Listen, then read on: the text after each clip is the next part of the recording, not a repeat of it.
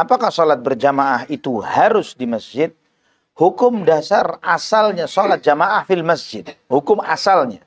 Di mana dikumandangkan azan dan iqamah. Di mana di situ ada imam, ada muadzin, ya, yang memang ditunjuk sebagai imam rawatib. Hukum asalnya fil masjid. Hukum asalnya. Dalam konteks tertentu dibolehkan untuk sholat tidak di masjid. Misalnya ada uzur-uzur yang menghalangi seseorang untuk tidak sholat berjamaah ke masjid. Seperti orang yang dafi'ul akhbathain, misalnya orang yang sedang menahan buang air besar atau buang air kecil. Sehingga dia terhalang untuk dia ke masjid. Orang yang sakit, musafir di dalam perjalanan. Kemudian juga turunnya hujan. Ya, ketika turun hujan. Karena beberapa kali ketika turun hujan, Nabi SAW memerintahkan kepada muadzinnya untuk tidak sholat di masjid. Tapi shollu fi rihalikum. Sholatnya di mana kalian berada. Di rumahnya, di tempat dia berada. Apakah itu ketika dia di rumah, maka di rumah. Ya. Jadi, kalau ditanya, apakah hadis-hadis ini menunjukkan bahwa itu terkait dengan sholat di masjid? Naam, jawabannya iya. Karena Nabi SAW menyebutkan misalnya tentang tadi pertanyaan yang tanyakan tentang munafik tadi. Hadis muttafaqun alaih, Bukhari wa Muslim. Kan Nabi SAW menyebut, "Lau ya'lamuna ma fihima la atauhuma." La atau mereka akan mendatanginya. Mendatangi kemana? Al-masjid. Aslan hukum dasarnya masjid. Terus kemudian pertanyaan. Seperti yang antum tanyakan. Ini kita di majelis ilmu. Seperti sekarang ini, di tempat ini misalnya. Di majelis ilmu. Karena memang ketemunya adalah di antara waktu sholat, ba'dal maghrib, qabla al-isya.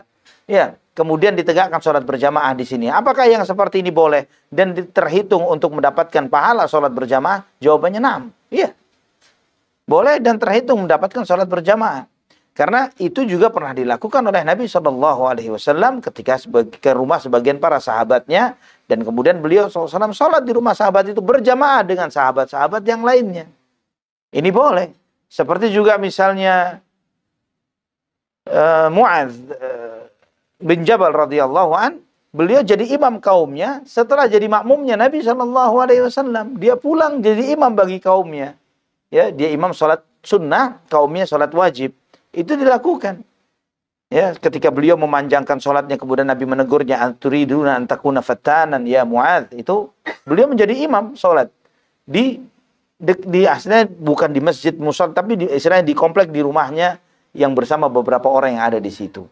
Jadi ikhwah fillah rahimani wa rahimakumullah, ini tidak bertentangan dengan hadis yang tadi Anda sampaikan, waju'ilat lil arda tahuran wa masjidah. Aku diberikan kelebihan di antaranya adalah dijadikan bumi ini semuanya adalah sarana bersuci dan masjid. Ya. Ini tidak menafikan. Tapi kita harus sadar bahwa hukumnya bumi di luar bangunan masjid berbeda dengan hukumnya bangunan masjid. Kalau Nabi SAW mengatakan dijadikan bumi ini bagiku adalah sarana bersuci dan masjid, apakah artinya kita bisa sholat tahiyatul masjid dimanapun? Jawabannya lah, fil masjid. Ya kan? Sholatnya fil masjid. Jadi itu menunjukkan bahwa ju'ilat lil arda tahuran wa masjidah, maksudnya adalah bahwa dimanapun kita berada, tidak punya alasan bagi kita untuk enggak sholat.